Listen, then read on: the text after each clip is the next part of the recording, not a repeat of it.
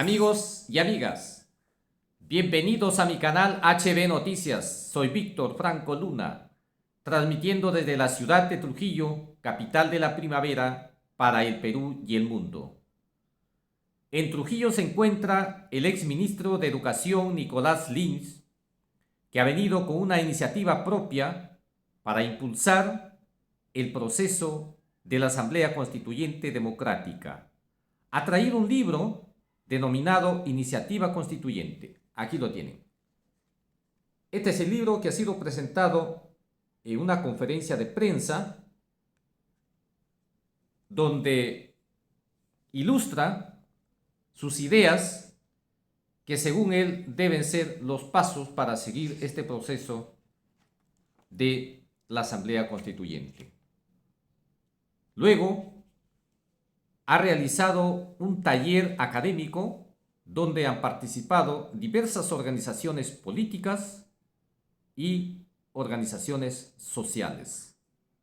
Porque estamos frente a una oposición aplastante y dominante de poder político que lo confiere la Constitución Política de 1993. Con un modelo económico que hace rico a los más ricos y vuelve pobres a los más pobres. Con un modelo económico al estilo de la ley del embudo. Con un mercado libre que favorece a las grandes cadenas de mercados que son el monopolio y el oligopolio comercial, que manipulan a como se les da la gana el precio de los alimentos, asimismo también en los medicamentos, en los hidrocarburos, en los servicios básicos y otros. Por estas razones y otras, el pueblo soberano pide cambio de constitución, que sea mediante una asamblea constituyente que dinamice el sentir del pueblo peruano, del Perú profundo, y que se diferencie de la Constitución Política de 1993, que tiene una hegemonía clara neoliberal, antidemocrática, con escándalo de corrupción, que no funciona con legitimidad del poder ciudadano. El Perú, según nuestra historia, tenemos 12 constituciones políticas hechas a la medida de ciertos intereses políticos y sin la participación del pueblo peruano, excepto la Constitución de 1979, que duró 13 años, reemplazada por la Constitución Política de 1993, que a la fecha hacía 29 años de vigencia.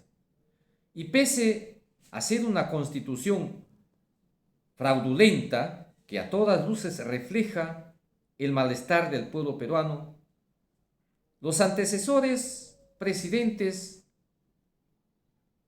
como Alan García, Alejandro Toledo, Ollanta, Pedro Pablo Kuczynski, Martín Vizcarra y Francisco Sagasti, el último,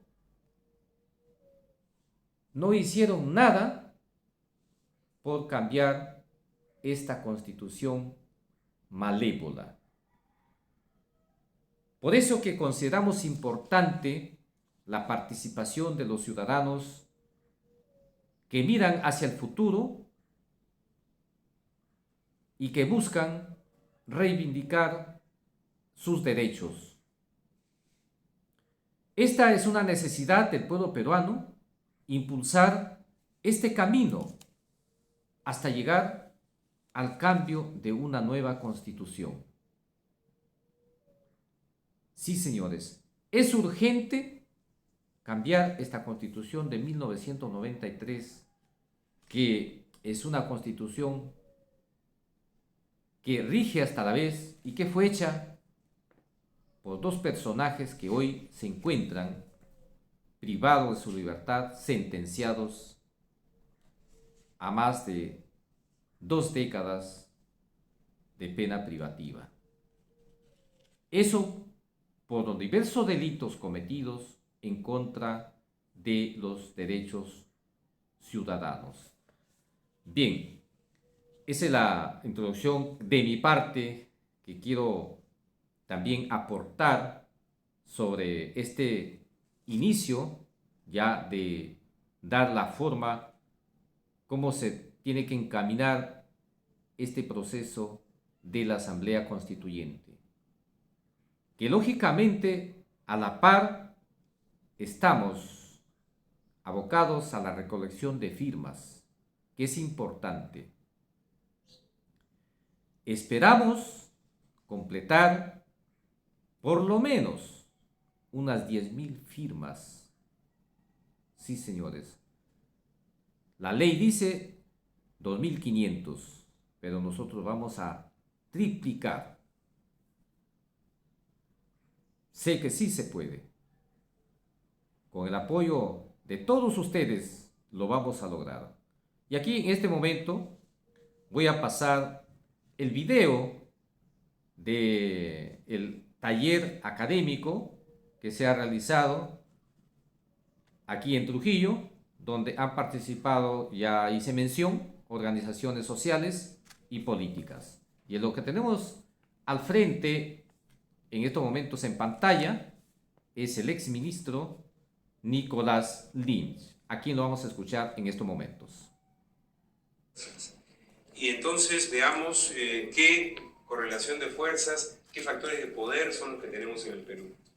Lo dijimos ayer, lo repetimos hoy día, tenemos una crisis que atraviesa todos los niveles de la política.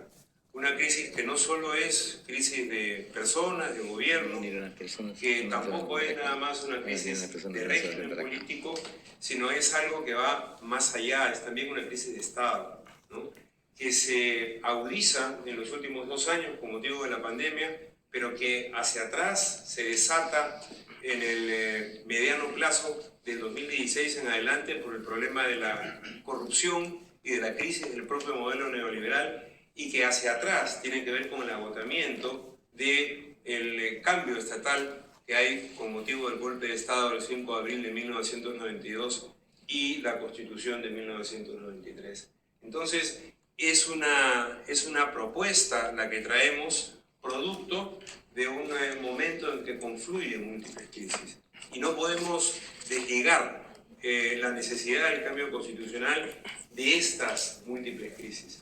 Pero a la vez, y lo dijimos ayer, si nos planteamos un texto constitucional cuyo objetivo es una nueva república, cuyo objetivo es una república democrática que no hemos tenido en este país, entonces tenemos que recorrer el camino aún más atrás y ver un elemento sustantivo que el Perú no ha superado en su vida republicana y que es la herencia colonial, ¿no? La herencia colonial que se plasma también en todos los órdenes, en el económico, en el social, en el político. En el económico somos un país que sigue con un modelo que ahora se llama extractivista, que antes se llamaba de extracción de materias primas, que ha sido lo que ha caracterizado los años de la colonia, de la república, de diferentes maneras, y también la crisis inmediata del día de hoy de nuestra economía. En la sociedad tenemos una sociedad, como dice Aníbal Quijano, donde el criterio de raza es el eje de la clasificación social. En lo político tenemos un país que se ha debatido con dictaduras militares la mayor parte de su historia, y cuando ha tenido aperturas democráticas, estas han sido democracias precarias, ¿no? Podemos ver en los últimos 30 años que la Constitución de 1993 da origen a 2 momentos de régimen, un primero dictadura del 92 al 2000 y luego democracia precaria del 2000 al presente. Muy bien, ¿no? Entonces, podemos ver que lo que se produce en nuestro país es producto de esta herencia colonial. Y creemos que el debate constituyente tiene como telón de fondo la superación de esta cuestión básica, ¿no? Y esto tiene que ver con 2 cosas más que quiero puntualizar. la importancia para nosotros de impulsar un debate que nos lleve a promover el surgimiento de un poder constituyente, ¿no? Cuando se menciona la palabra poder constituyente, una especie de ataque de escalofríos atraviesa el conjunto de la clase política, ¿no? Y en especial a los que han tenido el poder la mayor parte del tiempo en nuestras diferentes formas republicanas. Porque poder constituyente significa que el poder regresa al depositario último de la soberanía, que es el pueblo, ¿no? Y creemos que el impulso a este poder constituyente tiene que darse a partir de la sociedad organizada, de la sociedad civil, ¿no? Y de las organizaciones políticas que impulsen ese debate desde abajo. Esa es la idea de un poder constituyente. Por supuesto, un poder constituyente inmediatamente tiene resistencias. Tiene la resistencia de la institucionalidad existente, del poder constituido, y al mismo tiempo tiene que convivir con ese poder constituido. No puede negarse al tal. Entonces tenemos una dialéctica entre lo que nosotros queremos que nazca, lo que nosotros queremos impulsar y lo que existe. Y seguramente que el cambio constitucional de producirse en este país va a ser una comunicación, un enlace, un intercambio entre el poder constituyente y el poder constituido. Y nuestro planteamiento es que quien debe llevar el liderazgo de este proceso tiene que ser lo nuevo que se vaya creando, es decir, el poder constituyente, el poder del pueblo, ¿no? Por supuesto, esto no es fácil. Este es un proceso duro, difícil, porque cuestiona las bases mismas de nuestra nacionalidad, ¿no? Y les señalo los ejes, no voy a ir a puntos específicos, sino los ejes donde creemos se plasma esta propuesta de cambio constitucional, y que son varios. El primero, que es quizás el primordial, el más importante de todos, es el cambio de la identidad del Perú. El Perú no puede seguir siendo un país que se define como un país heredero de la cultura occidental y del ancestro europeo. El Perú tiene que recoger lo que otros pueblos del mundo le dan a partir de su condición de país pluricultural y multilingüe. Hay varias posiciones al respecto. Hay quienes frasean esto como la necesidad de ir a un Estado plurinacional. En fin, hay diversos puntos de vista al respecto. Yo favorezco la necesidad de que la nación peruana de formación sea pluricultural y multilingüe. Pero les repito, el avance es que este tema está sobre la mesa. Está sobre la mesa en el Perú, está sobre la mesa en América Latina. Y creo yo, define los demás aspectos de lo que sería una transformación constitucional en el Perú y el logro finalmente de una república democrática. Esta sería la posibilidad de convocar por primera vez en nuestra historia a una integración del conjunto de los peruanos, sobre la base de nuestras raíces más hondas, como decía José Carlos Mariatti, de nuestra tradición más antigua, que es andina y amazónica. Lo segundo tiene que ver con el capítulo de derechos, ¿no? Es un tema complejo y es un tema altamente controvertido, ¿no?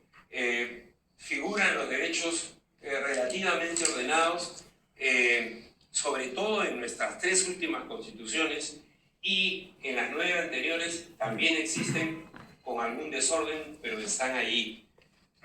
Derechos reconocidos por las Naciones Unidas de manera general hay 4 generaciones, algunos dicen que hasta 5. Me voy a centrar en las 4 que tienen mayor consenso: los derechos políticos, los derechos individuales, los derechos políticos, los derechos sociales y los derechos culturales, ¿no? Creemos, si tomamos como referencia la Carta vigente, la Carta de 1993, donde se recortan derechos respecto de la Constitución de 1979. Y, por ejemplo, el concepto de derechos fundamentales, que es clave como un avance en el pensamiento constitucional en el Perú, se restringe a los derechos individuales y los derechos políticos, sacándose los derechos sociales y eliminándose el capítulo de seguridad social que existía abiertamente en la Constitución del 73, primigeniamente en la del 79 y primigeniamente en la del 33, ¿no? Entonces creemos que el país necesita que se plasmen las 4 generaciones de derechos: los derechos individuales, los derechos políticos, los derechos sociales y los derechos culturales, todos como derechos fundamentales, incluyendo entre los derechos culturales, ¿no? Los derechos a la existencia del territorio de los pueblos aborígenes, los derechos que nos señala el movimiento feminista de acuerdo a la perspectiva de género, ¿no? Los derechos en torno al cuidado y el desarrollo del medio ambiente, en fin, nuevas sensibilidades que se han desarrollado en el planeta en las últimas décadas, que existían, pero que han adquirido carta de ciudadanía en las últimas décadas, que el constitucionalismo norteamericano, latinoamericano reciente recoge, pero que nosotros debemos potenciar. Este es un segundo elemento, ¿no? Y por supuesto, agregar derechos y agregar una generación de derechos, como son los derechos culturales, supone repensar el conjunto de los derechos. Como, por ejemplo, incluir derechos culturales, ¿no?, impacta sobre los derechos individuales o sobre los derechos políticos. Es indudable que si incluimos la igualdad de género, esto va a tener un impacto en la paridad de la representación, que tiene que ver con los derechos políticos, ¿no? Y va a tener un impacto en los derechos sexuales y reproductivos, que tiene también que ver con los derechos individuales, ¿no? Es repensar el conjunto de los derechos. El tercer elemento tiene que ver con una cuestión, quizás la más importante, creo yo, por supuesto hay otros que pueden creer de manera diferente, lo más importante, que es el impacto de los derechos en la estructura política, ¿no? Mucho se dice que somos un país presidencialista, con algunas incrustaciones de parlamentarismo, ¿no? Que esto nos hace a la postre un país con un régimen semipresidencial, y es importante dar esa discusión. Sin embargo, más importante, creo, es ver cómo los derechos impactan en la organización del poder político. Es decir, cómo el incluir o el restar derechos aumenta o disminuye la participación de los ciudadanos en el poder político. Me refiero al poder local, al poder regional y al poder nacional. Los 3 niveles de poder, donde lógicamente la participación tiene mecanismos distintos, ¿no? Y esto es muy importante porque la queja central respecto de la política que tenemos de los ciudadanos es que los representantes son elegidos y se olvidan de sus electores, ¿no? No digo que esto sea cierto en todos los casos, pero es la queja más recurrente. Entonces, ¿cómo hacemos para que los derechos de participación política, por ejemplo, se plasmen en la estructura del Estado? Este es un reto, porque aspiramos a una democracia exclusivamente representativa, o podemos pensar en una democracia que articule mecanismos participativos con mecanismos representativos, ¿no? Yo particularmente creo que hay que afrontar ese reto de articulación de la participación con la representación, y que ahí se plasman los nuevos derechos. Si los nuevos derechos se quedan como una lista de lavandería, como una lista de mercado, como se dice, no sirven para mucho a la postre, ¿no? Tenemos también un cuarto tema también altamente controvertido, que tiene que ver con el título tercero, régimen económico, que por segunda vez, porque existía ya en la Constitución del 79, se pone en la Constitución del 93, ¿no? Es importante el detalle, porque toca varios puntos en detalle este título. Sin embargo, hay uno sustantivo, y es que el régimen económico en la Constitución del 93 solo permite una política económica, ¿no? A diferencia, por ejemplo, de la Constitución del 79, que plantea un régimen plural, ¿no? Un régimen plural tanto en términos de política económica como en términos de propiedad, ¿no? Ayer me preguntaba una persona que me entrevistaba en una estación de televisión, cuando yo señalaba la importancia de que haya un régimen económico plural, me dijo: ¿usted quiere terminar con la propiedad privada? No, le dije, quiero promoverla. Como Buharin, mi lema es enriquezcámonos, ¿no? En el buen sentido de la palabra. ¿Qué quiere decir esto? Que el capitalismo monopólico, ¿no?, de base extranjera, que es el que tenemos en nuestro país, impide la multiplicación de la propiedad privada, porque impide el desarrollo de los mercados internos y la multiplicación de los puestos de trabajo. O sea, limita las posibilidades de la inversión productiva y del desarrollo capitalista en el conjunto del país. Entonces sí se trata de promover la propiedad privada, pero en un sentido nacional, ¿no? De una manera que desarrolle mercados y desarrolle puestos de trabajo, ¿no? Eso lo impide, curiosamente, el régimen económico de la Constitución de 1993, ¿no?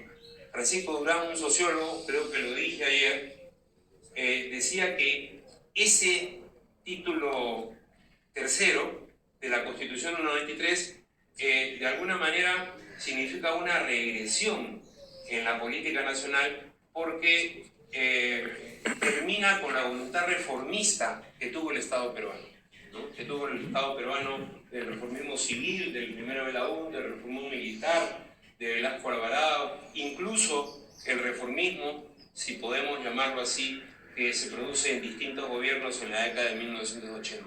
Termina con esa voluntad reformista del Estado peruano y va a la dictadura de clase.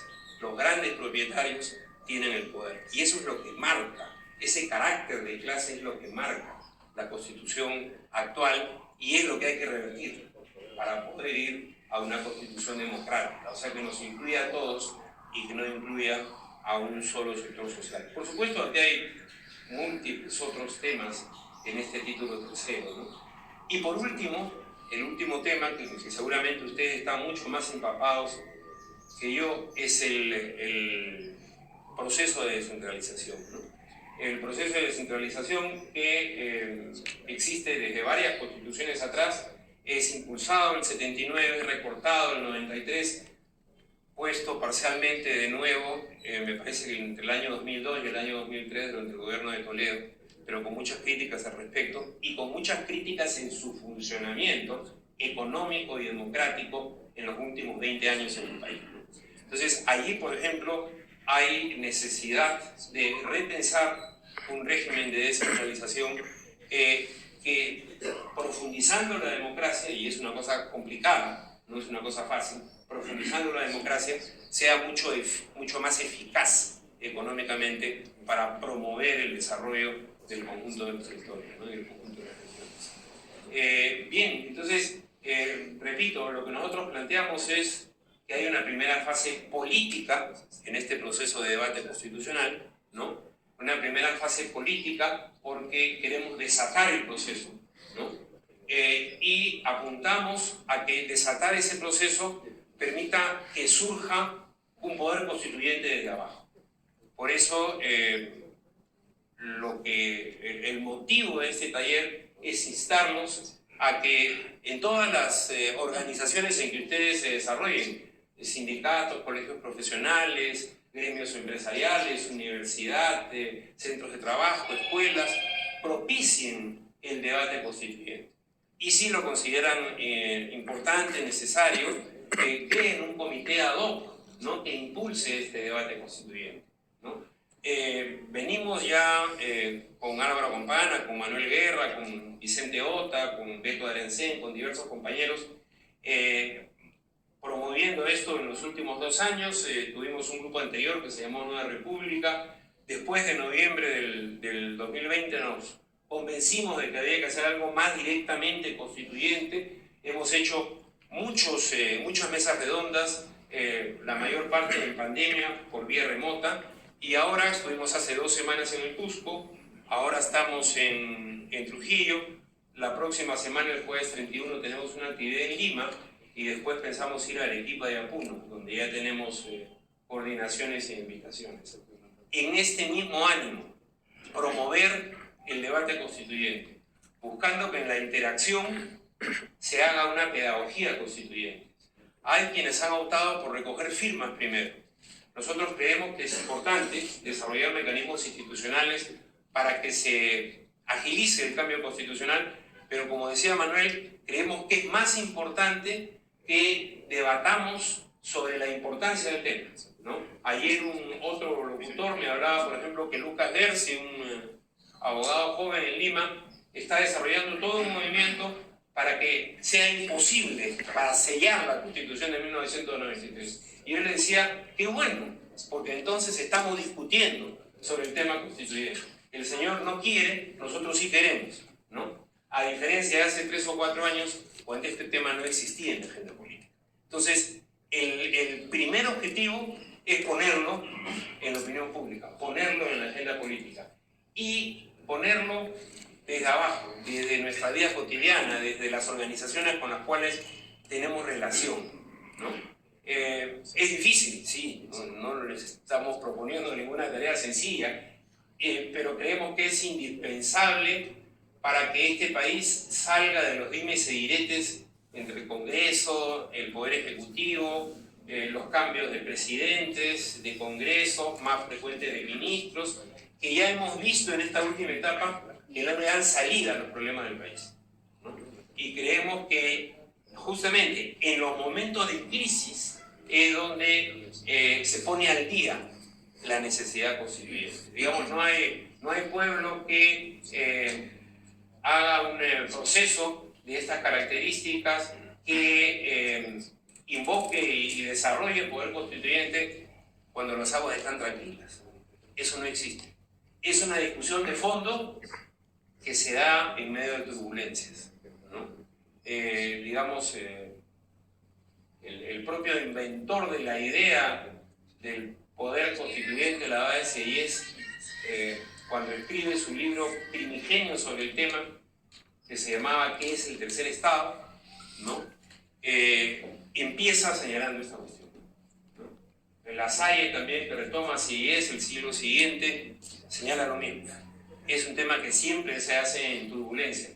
Un libro que me mandaron hace poco en los Estados Unidos de un señor Ackerman, que ha escrito quizás el tratado más importante sobre la Constitución norteamericana, nos ilumina sobre cómo 40 o 50 años antes de que se organizara la Convención Constituyente norteamericana, que duró 11 años además, muchos se admiran de la fuerza de esa Constitución. Bueno, la discutieron durante 11 años. ¿Se imaginan ustedes? Claro que era la época de la carreta, no había WhatsApp, ¿no es cierto? Pero duró un montón. Y el señor nos dice cómo esto fue preparado por décadas de debate en las 13 colonias que agrupaban en lo que en ese momento era la colonia inglesa de los Estados Unidos y después se convirtieron en los Estados Unidos. O sea, un gran debate, ¿no? Un gran debate desde abajo para la Constitución. Y cuando nosotros vemos a la Francia revolucionaria, que tuvo su primera Constitución en 1791, y en el curso de la Revolución hasta 1799 hubieron 3 constituciones, recién el país se estabiliza en 1875, ¿no? Recién tiene una constitución que le permite entrar al siglo XX. O sea, las discusiones constitucionales son arduas. Lógicamente que esperamos que la nuestra no tarde tanto como los ejemplos que les he puesto, pero esto les da a ustedes el calado de lo que estamos afrontando, ¿no? Me quisiera quedar acá y le paso la palabra a la compañera Eliana Pérez, ¿no? Para que dirija esta última parte que tiene que ver justamente con lo más importante, las intervenciones de ustedes y nuestra invocación de que puedan continuar con este debate y esta organización constituyente acá en Trujillo. Bien, bueno, muchas gracias Nicolás también por la intervención, por un aplauso, por favor. Y en esta parte, como inicio, esta tercera parte ya nos corresponde a nosotros como auditorio poder intervenir, ¿no? Ya se han puesto sobre la agenda de esta noche, poder los temas, ¿no? Ejes sobre los cuales se pueden ir avanzando las reflexiones. Y el momento de escucharnos, ¿no? De ver también cuáles consideramos que son las posibilidades que tenemos aquí en una ciudad como Trujillo, de impulsar un proceso constituyente, ¿no? Cómo nos encontramos, cómo estamos en este contexto actual en el que también estamos inmersos dentro de una crisis política nacional, pero con nuestras propias peculiaridades también, ¿no? Con nuestras propias dinámicas políticas también, en un escenario en el que probablemente estos temas no sean bien recibidos, no haya mucha apertura de repente para discutirlos, ¿no? Con un poder constituido también localmente aquí, conservador, de derecha, ¿no? Que probablemente haga un poco más difícil este escenario, pero la la idea justamente está en avanzar, ¿no? en la construcción, en forjar ese poder constituyente del que nos han estado comentando esta noche nuestros compañeros. Así que podemos hacer una ronda de intervenciones, ¿les parece? Para escucharnos y bueno, y luego también ir viendo qué mecanismos y qué espacios podríamos ir generando, ¿no? Acá tenemos, por ejemplo, dos compañeros jóvenes también que nos acompañan esta noche, con quienes ya hemos venido haciendo también algunas actividades previas en la idea de poder formar también un espacio que nos permita empezar a tocar en los espacios públicos, ¿no? El tema de la nueva Constitución. A ver si se animan. Creo que el espacio sí es un poco protocolar y nos hace un poco inhibirnos, ¿no? Sí, pero estamos aquí entre compañeras y compañeros. Bien, ya tenemos 3 intervenciones, el compañero Iago, la compañera Margarita y luego acá el compañero... Eva. Pero. Sí, una primera ruta, ¿les parece, de 3 intervenciones? Buenas noches. Yo quería como mi intervención, ¿no? Plantear una cuestión que me parecía importante, ¿no? El sujeto ciudadano, ¿no? O cuáles serían los sujetos ciudadanos, ¿no? En el poder constituido, ¿no? O en la situación actual, o la que dio a luz, digamos, a la mala de la Constitución del 93, los sujetos siempre varón, ¿no? Burgués, blanco y todo lo demás, ¿no? Entonces, frente a eso, ¿no? Yo estaba planteando, como estaba pensando en todo caso, ¿no? Que los sujetos y las personas, ¿no? Que de alguna manera constituyen este nuevo proceso, ¿no? Partan de esa diversidad, ¿no? Por ejemplo, cuando se habla de la diversidad de los pueblos, no solamente es un tema de la diversidad étnica o cultural, también están las disidencias sexuales, ¿no? Pero como parte también de sujetos, ciudadanos, y por lo tanto también sujetos políticos, ¿no? Incluso, por ejemplo, cuando se hablaba del tema de la mujer, o de la paridad, o la representación, más que como un tema de derecho que le corresponde a la mujer, sino también, sobre todo, qué implicancia tiene en este proceso constituyente, ¿no? Y no más bien como una cuestión o como una especie de costilla de este nuevo proceso que de alguna manera siempre ha sido erigida por hombres, ¿no? Y casi siempre hombres blancos, burgueses y con poder, ¿no? Entonces, me parecía interesante, ¿no? Abrazar esta diversidad, ¿no? Y ampliar y profundizarla mucho más, ¿no? Hasta qué punto también este proceso constituyente puede radicalizar, ¿no? O llevarlo al extremo esta cuestión de la diversidad, ¿no?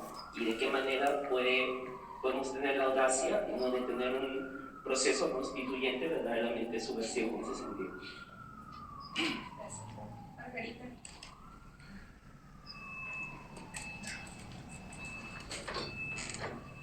Ahí creo que... Sí, creo que vas a avanzar con ella, ¿no? Buenas noches con todos. Buenas noches con todos. Desde luego, estos puntos que estamos tocando ahora en estos días es un tema importante porque se está viendo muchos años donde queremos que, por el tema de las injusticias que ocurren con esta constitución actual, en primer lugar, desplazando al Estado. Bueno, en general, mi pregunta es, para dar una buena iniciativa que este cambio constitucional, ¿solamente es necesario la recolección de firmas o también algunos otros sitios? Quisiera que aclare eso para poder tener un gran valor este cambio. Gracias, compañera. Compañero. Gracias.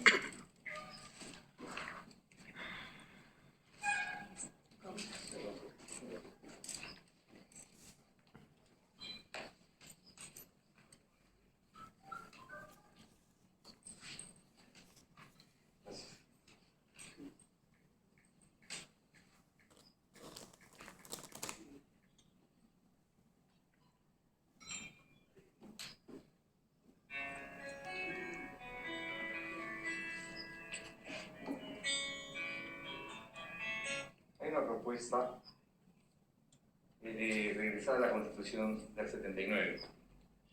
La Constitución del 79 dice en el artículo 307: esta Constitución no pierde su vigencia ni deja de observarse por acto de fuerza o cuando fuere derogada por cualquier otro medio distinto del que ella misma dispone. Esta propuesta me parece interesante porque la Constitución del 93 ha sido para robar, para saquear el país. Los resultados los vemos, ¿no? Los resultados están en los contratos que se han firmado y se continúan firmados respecto no solamente a nuestras riquezas naturales, sino a nuestras empresas. Un ejemplo lo da el gobierno de México hoy día o ayer, con respecto a que México quiere nacionalizar sus empresas eléctricas. Y el gobierno de los Estados Unidos le dice que respeten los contratos que han sido firmados y que los inversionistas han hecho inversiones, por lo tanto se debe respetar. López Obrador responde que, bueno, que se van a respetar los contratos y que van a tener un porcentaje del mercado, ¿no? Un 40%. Vemos lo grave de estos contratos, lo grave de esta Constitución, que permite, repito, el saqueo de todo el país, empresas, riquezas y todo lo que pueda haber. Y en el Perú continúan firmándose estos contratos. Mañana seguirán firmándose más contratos entreguistas. Y ese es nuestro gran problema. Diariamente en todas las carreteras del país salen camiones y camiones de riquezas naturales, de oro, plata, cobre, las 24 horas del día, todo el año. Entonces, esta es la parte más estructural de la problemática de esta Constitución del 93. Si no se logra modificar esto, o si no logramos modificar o renovar la Constitución, nuestro país no tiene futuro. Nuestros hijos o nuestros nietos prácticamente serán esclavos de este modelo. Entonces, como conversábamos con presidente Enrique, con Nicolás, este es un tema más importante. Los temas de los derechos, etcétera, pueden correr paralelamente, pero la evaluación, el estudio, la discusión debe centrarse en ese tema económico. Bueno, es todo. Gracias. Bien, gracias. Había una segunda intervención, sí, por aquí la compañera y el compañero. Ya, sí, luego. Sí, se escucha. Ve importante, la gente políticas, importante, jóvenes, ¿qué hacemos ahora? Antes joven estaba un poquito joven, muy trabajo, me encanta joven, está muy bueno. Ahora jóvenes, muy poco, en Trujillo, trabajito, universidad, trabajos, joven, realidad, muy poco, muy poco. Pero, ¿qué es esto? Ver la tele política, es muy bonito, son políticos, son lo mejor. Los ejecutamos, pero no lo hacemos lo que nosotros queramos, sino lo que las instituciones lo piden. Y nosotros, lo que ellos piden, firmamos el contrato y en esas condiciones. Hicimos un proyecto. Quería comprender con el no. Y nosotros lo hicimos en nombre de quienes no quisieron hablar. No lo digo por perogrullo. Pero es que es así, compañeros. O nos comprometemos o no nos comprometemos. De tal manera que, para probar si las ideas que vierte Nicolás Nietzsche en su libro son reales y nos llevan a organizarnos, a movilizarnos, hay que actuar. Yo creo que hay que reconocer ese esfuerzo, ese aporte, esa donación, y que además viene de años. No es una inspiración momentánea, sino es la síntesis, la sistematización de años de república sometida al mandato de la clase dominante. De tal manera que esa contribución hacemos, y ustedes quieren aceptar que aquí se forma una comisión de iniciativa constituyente en Trujillo, no digamos la libertad, pues pasemos a ese momento, si es que lo aceptan en su momento oportuno. Nada más, Gracias, compañero. Y sí, hacia eso yo pido también que vayamos ya tratando de ver de qué manera, ¿no? qué compromisos podemos ir asumiendo. Sí, y en esta última ronda de intervenciones, compañero, luego profesor y finalmente el compañero. Gracias. Buenas noches.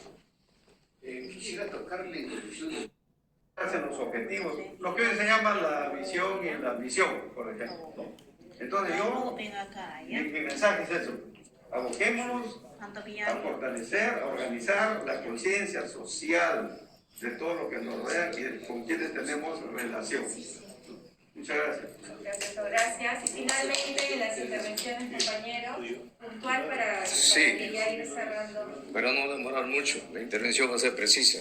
Nuestro saludo a los dos personajes que vienen con una misión revolucionaria desde la ciudad de Lima. A un despertar, decimos nosotros, los campesinos, a darnos una patada al hormiguero para empezar a hervir. Señores, para nadie ese es un secreto. Para nosotros, primero, nos afectó bastante la intervención española. Después de ello vinieron los ingleses. Y ahí podemos hablar de las raíces del capitalismo, con los ingleses. Posteriormente viene Estados Unidos ya con un promedio de 200 y tantas empresas directamente dedicadas a la minería. Y desde ese entonces hasta el momento somos una neocolonia norteamericana. ¿Acaso para nadie es un secreto? La primera constitución del Perú, ¿en dónde se hizo? ¿No se hizo en España? Y así sucesivamente, las constituciones que tenemos no lo hacen los hombres y mujeres del Perú, que lo hacen en otro lugar. O sea, nosotros vemos en otros términos un Perú postizo, como alguien que tiene una muela que se le fue por alguna razón y se le ha puesto uno de marfil. O sea, tenemos un país postizo. Y por eso que nos gobiernan como se le da la gana a ellos. ¿Acaso esas multinacionales, por la decisión política de Estados Unidos, no financian a los congresistas para que desde el Congreso hagan leyes a favor de ellos y se vayan en contra de los derechos de los peruanos?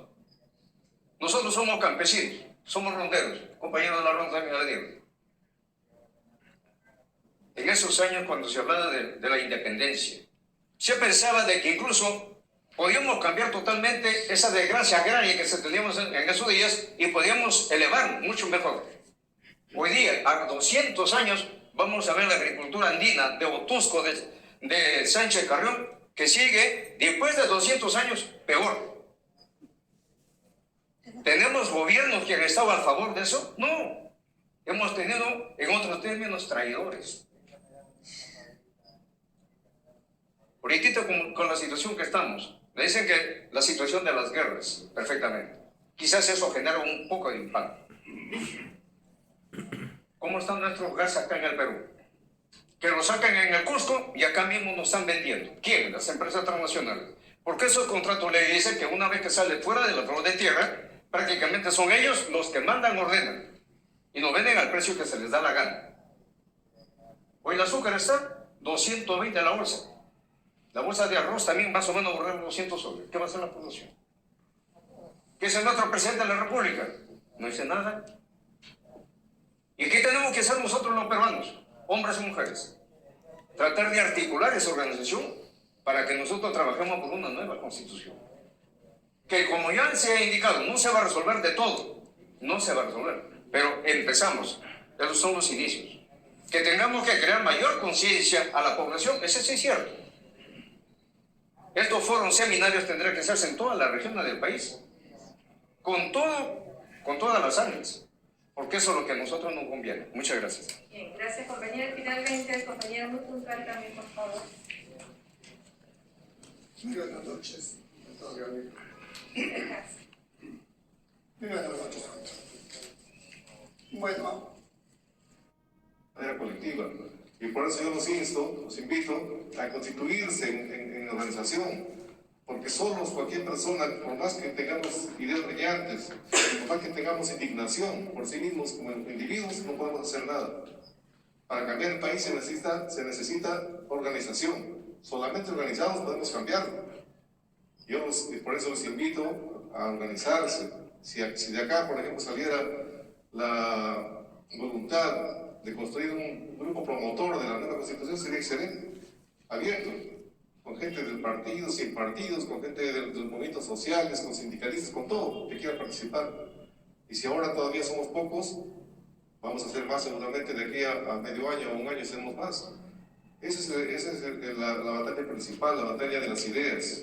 Tenemos que llevar a cabo y por eso yo muy satisfecho y felicito a ustedes y les agradezco también la atención.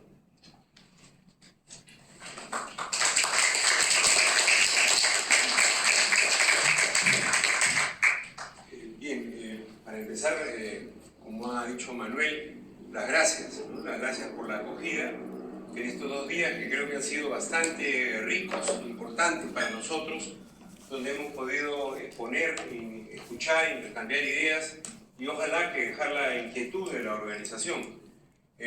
Justamente en una de las intervenciones se decía cómo llegar a las personas, ¿no? Cómo despertar ese interés por el debate constituyente. El debate constituyente, hemos dicho, hemos repetido ayer, hoy, que toca cuestiones de fondo en nuestras vidas. La organización política de un país no es poca cosa. Parece que no afecta a la vida cotidiana, o puede parecer que no afecta a la vida cotidiana, pero está en el centro de la vida cotidiana. Y si algo hemos tenido en los últimos meses y en los últimos 2 años de pandemia, desafortunadamente, es el agravamiento de problemas que todos sabíamos existían en el país, ¿no? Problemas económicos, problemas graves, problemas del sistema sanitario, educativo, problemas de hambre finalmente en vastos sectores de la población. Y justamente, lo decíamos también, esos problemas nos hacen ver que la salida no está a la vuelta de la esquina, ¿no? No está a la vuelta de la esquina. Nos permite, como una máquina de rayos X, enfocar a lo que es nuestro país, lo que es nuestro país hoy, lo que ha sido nuestro país en su historia y ver los problemas hondos que tiene este Perú, ¿no? Entonces, nuestra labor como personas inquietas, como personas interesadas en el tema político e interesadas en el tema constituyente, porque si no, no estaríamos acá esta noche de sábado, ¿no? Es justamente poder hacer la conexión, ¿no? En cada lugar entre esos problemas inmediatos que se han agudizado en la última época y la posibilidad de una salida constituyente, la posibilidad de una reforma o de un cambio constitucional, ¿no? Y eso es despertar sensibilidades, despertar nuestra propia sensibilidad, despertar la sensibilidad de otros, no solo en el intercambio personal, sino también de nosotros con la sociedad, de nosotros con el país, ¿no? De los deberes, como decía acá nuestro amigo ex congresista, que disculpe, no me acuerdo su nombre, Roberto Angulo, ¿no? O sea, de nuestra sensibilidad frente a las responsabilidades que tenemos con el país, ¿no? Y luego, ¿qué nos garantiza que vamos a producir algo mejor? Bueno, la única garantía somos nosotros mismos, no existe otra garantía. Es nuestra capacidad de convertir las ideas en organización. Eso es la política, ¿no? Pasar de la preocupación personal o quizás de la preocupación intelectual, algo más elaborada que la personal, a la acción y a la organización política, ¿no? Eso también, como lo hagamos, mejor garantía vamos a tener. Como le decía también a un señor ayer, póliza de seguros en los procesos políticos no existe, ¿no? Es una actividad de alto riesgo, ¿no? Y por lo tanto, que la hacen audaces, pues. Somos audaces a todos, prefiero, ¿no? Porque es una actividad de alto riesgo. Y muchas veces nos rinde frutos de inmediato, muchas veces estamos invirtiendo para resultados que no vamos a ver, ¿no? Pero creo que ahí está nuestro compromiso.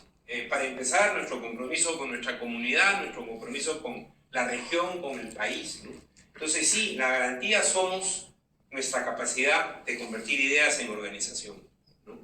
Y acá, y esto es lo último que quería tratar, se han dado ofrecimientos concretos, ¿no? Por ejemplo, yo estuve con el doctor Vázquez Boyero hoy en la mañana conversando, el rector de la universidad, y él me hablaba de este programa que están lanzando en estos días de promoción ciudadana en la universidad, entre los jóvenes. el aparato de responsabilidad social de la universidad parece que ha tomado como su labor fundamental este proyecto de promoción ciudadana. Y entonces el propio rector nos decía, cuando nos recibió a Manuel y a mí en la mañana, sería extraordinario que los estudiantes discutieran sobre la necesidad de la nueva Constitución, sobre las posibilidades de la reforma constitucional, sobre qué significa una Constitución, cómo se define, qué cosas son los grandes acuerdos o nuevos acuerdos a los que debe llegar este país, ¿no? Entonces, por ejemplo, allí yo creo que con los estudiantes universitarios, que se supone que son más ilustrados, están más inquietos, en fin, no siempre sucede, yo soy profesor de la universidad, ¿no? Pero tenemos una alta posibilidad de que suceda.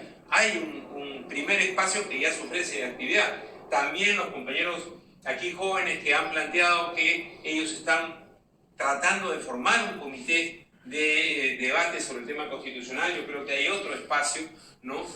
Sobre todo, como decía la compañera, vemos pocos jóvenes, pocas mujeres, pocos pobres en este tipo de discusiones, ¿no? Entonces tenemos el deber como políticos justamente de cambiar esa situación, ¿no? De cambiar esa situación y de convertir esas ausencias en grandes fuerzas políticas, ¿no? El día que seamos capaces de convertir esas ausencias en grandes fuerzas políticas, estaremos en otro momento de desarrollo político del Perú, en mayor capacidad de pedir cuentas a los que les hemos entregado la posibilidad de gobernar. Ese grave problema nuestro, ¿no es cierto? Elegimos y a las 2 semanas ya decimos que es un pésimo gobernante. ¿Cómo lo elegimos?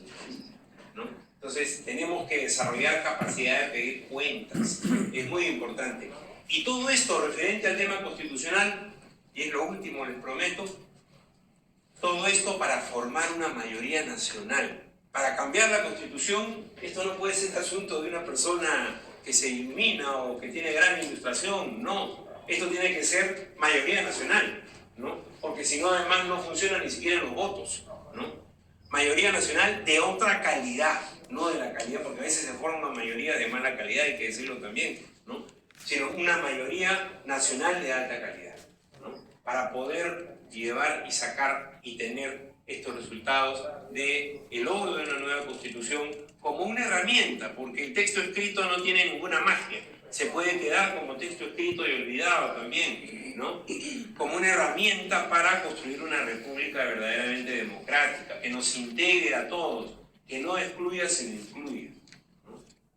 Bien, muchas gracias nuevamente y yo les pido, bueno, a través de Eliana, a través de las diversas personas que han ofrecido acá sus espacios, que ustedes coordinen, que ustedes lógicamente si quieren hacerlo, coordinen, se organicen, se contacten y podamos empezar a tener un debate en movimiento. Un debate en movimiento que no es encontrarse con un amigo y hablar del tema, sino organizar algo, ¿verdad? Eso es lo que queda como debate en movimiento. Bien, así terminó este taller académico dirigido por el ex ministro de Educación Nicolás Lins. Pues hay coincidencias, los participantes han hecho conocer su punto de vista y creo que coincidimos en muchos de ellos. Ahora la pregunta que se hacen todos: ¿cómo llegamos al pueblo?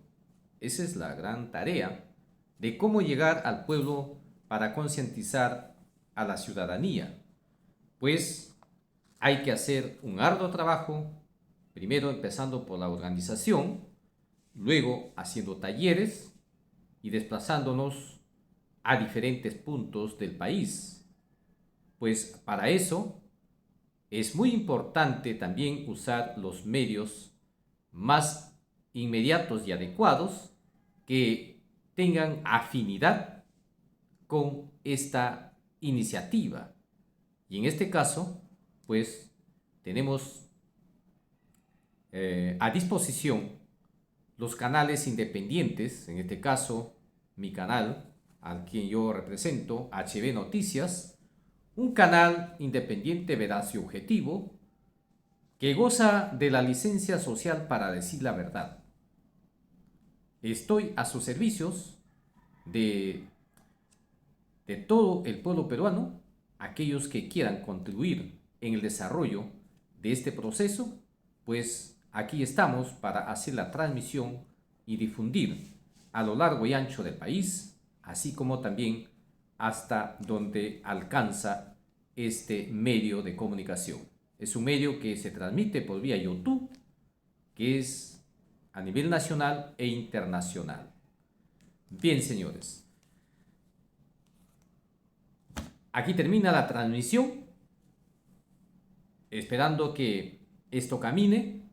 Estaremos también pendientes de las personas que posiblemente se comprometan a continuar llevando adelante este proceso, y como medio de comunicación estaremos también pendientes para hacer la transmisión y difundir, para dar a conocer a todos los peruanos cómo se encamina este proceso de la Asamblea Constituyente aquí en La Libertad y en otros puntos del país.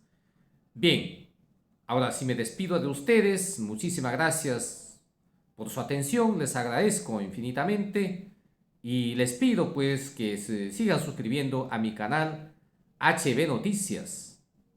La suscripción es gratis, no cuesta nada. Hazlo, amigo y amiga.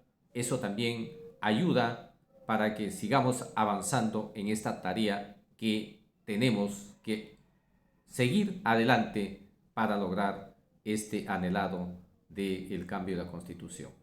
Me despido y háganlo viral este video para que más peruanos se enteren y se sumen a este trabajo de la que ya se dio inicio aquí en la zona norte del país. Muchísimas gracias. Ahora sí, nos estamos viendo. Bendiciones.